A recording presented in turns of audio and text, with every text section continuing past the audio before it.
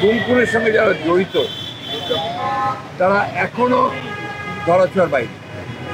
তাদেরকে খুব কম, একমাত্র জিয়াউল হাসান ছাড়া আর কাউকেই ধরা হয়। সনাতনী ধর্মের কিছু মানুষ, সবাই না, কিছু মানুষ তারা কিন্তু অত্যন্ত পরিকল্পিতভাবে জনগণেরকে উস্কে দিচ্ছে বাংলাদেশের বিরুদ্ধে। তারা অপপ্রচার চালায় সকল মিথ্যা মামলা, গায়েবী ভুয়া সাজানো রাজনৈতিক উদ্দেশ্য প্রণোদিত মামলাগুলোকে প্রত্যাহারের জন্য আমরা নীতিগত সিদ্ধান্ত ঘোষণা ও প্রত্যাহারের প্রয়োজনীয় ব্যবস্থা গ্রহণ করা। কিছু আমলা, কিছু আপনার পুলিশ কর্মকর্তা, কিছু শুনতে পাই কিছু আপনার বিভিন্ন মন্ত্রণালয়ের লোকজনেরা এবং আপনার মন্ত্রীরা তারা দেশ ছেড়ে পালিয়ে যাচ্ছে। কীভাবে পালাচ্ছে, কার সহযোগিতায় পালাচ্ছে, সে বিষয়গুলো আমরা দেখার জন্য বলেছি।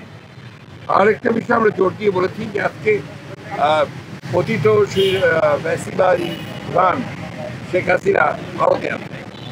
ভারতের থেকে তাকে কেন্দ্র করে তার মাধ্যমে ক্যাম্পেইন চলছে, প্রচারণা চলছে, যে অপপ্রচার চলছে, সেই বিষয়গুলো হতে পারছে ইংরেজিকে ভারতে আসে।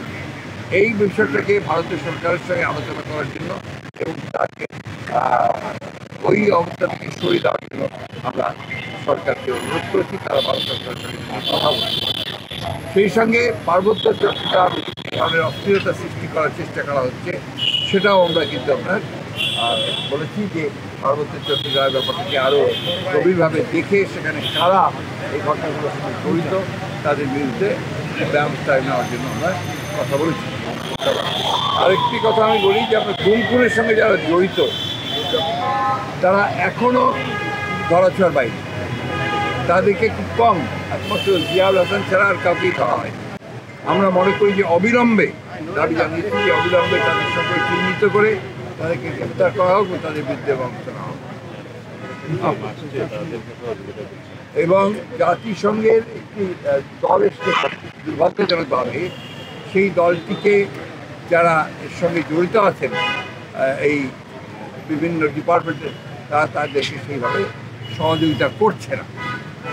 তৃতীয়ত হচ্ছে যে আপনার সম্প্রতি দুর্গা পূজাকে কেন্দ্র করে, স্বাদ উৎসবকে কেন্দ্র করে আপনারা লক্ষ্য করেছেন যে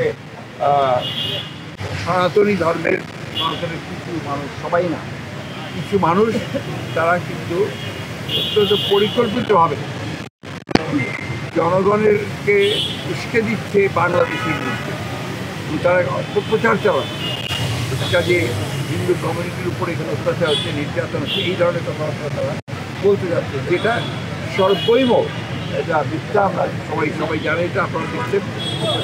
এটা হচ্ছে একটা সুদূর পরিকল্পনা তাদের বাংলাদেশে আপনার মাইনরিটিকে নির্যাতন করা হচ্ছে বিরুদ্ধে এটাকে ষড়যন্ত্র বলে আমরা মনে করি।